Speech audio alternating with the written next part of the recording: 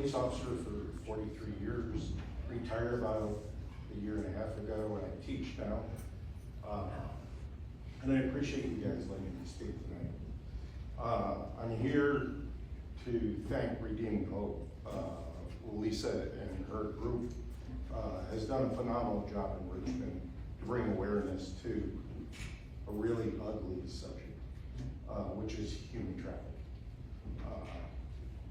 So let's talk a little bit what human trafficking is. Their group is, Redeeming Hope is focusing on minor commercial sex trafficking, which is a mouthful. But it's pretty simple. It's a trade of a sexual act, child pornography, or a sexual performance for something of value to the child or a third party. It'd be as simple as a mom trading her daughter or son for narcotics. Could be money. We had a case that was a bottle of water for the kid because it was a very poor family and they had sulfur water, and the trafficker was exchanging something to drink for the child for sexual acts. So it's that simple. Sexual abuse goes on every day in every state in Kentucky. So with that, we already know trafficking goes on every county in Kentucky pretty much every day.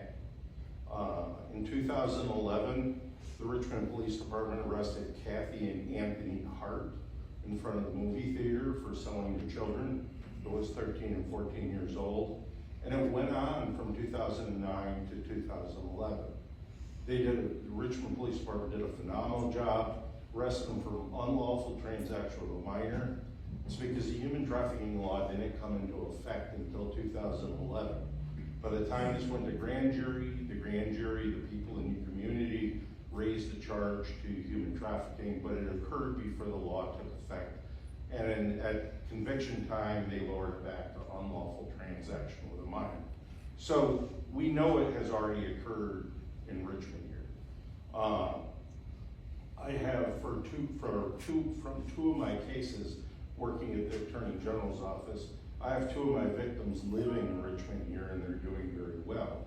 But they were 14 and 15 when they were sold for multiple sexual experiences from the trafficker. So we know it happens all over. I know that Clark County has 2 cases going now. West Liberty has a couple cases. Where we used to pretty much see the charges come in larger cities, we're seeing a lot more charges in smaller communities. I think it's just awareness. Like, nobody wants to believe this goes up. Like this is horrendous. So, some myths that you don't want to get caught up in. Nobody's going to snatch your kid out of the mall. Nobody's going to put a zip tie on your car windshield and come grab you out of a parking lot. Traffickers are looking for broken kids from broken families because they don't want them to run away. So they're looking for houses with addiction in it, broken homes, runaways, sex abuse in homes, child abuse in homes. Kentucky is number 5th this year in child abuse. We were number 1 in the last 4 years. We're number 1 for domestic violence. And we're in the top 10, if not top 5, in drug addiction in the community. I'm sure everybody here knows somebody that's had an issue with drug addiction. So that's what a trafficker is looking for. It's not something that parents have to grab their kids and huddle them and carry them away. They're looking for the invisible kids. The kids that are, nobody would notice if they're gone. So through that, the issue is, where do we put the minors for treatment? Right now they go to foster homes. Foster parents get 1 hour of training. So you have all this trauma these kids have been exposed to, and there's no place in Kentucky to put them. So kudos to Redeeming Hope for trying to build this house. And they're trying to build it, I understand, and they're collecting money, but they're gonna need your guys' assistance.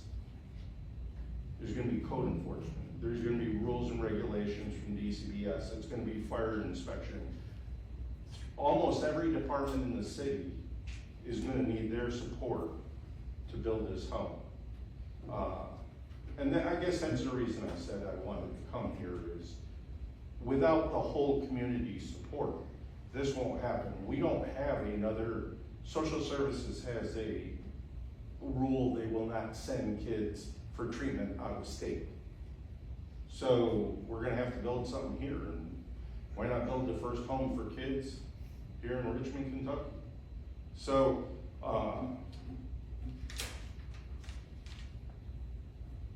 with that said, the home's gonna be for 14, 15, 16, and 17-year-olds. So we're not trying to fix the world, or they're not trying to fix the world. And like I said, that when we talk about commercial sex trafficking, these children have been raped multiple times.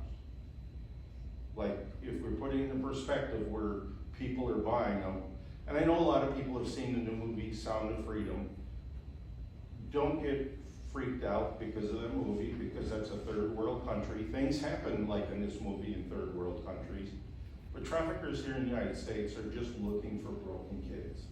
And we sure have enough of them. So without the Redeeming Hope building this house, there's not another one in the state that I know of that exists. We have a couple houses for adults. Well, I take that back. We have a house down in Lancaster that has 6 beds for adults for long-term treatment. We have one house in Louisville that will hold 2 people for emergency. That's the extent of our housing for adults. And we have to send people to Texas and California.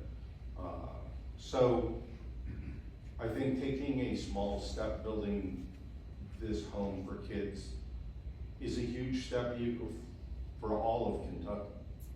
So anything you could do to facilitate that when they get to that point of building would be really, really be appreciated.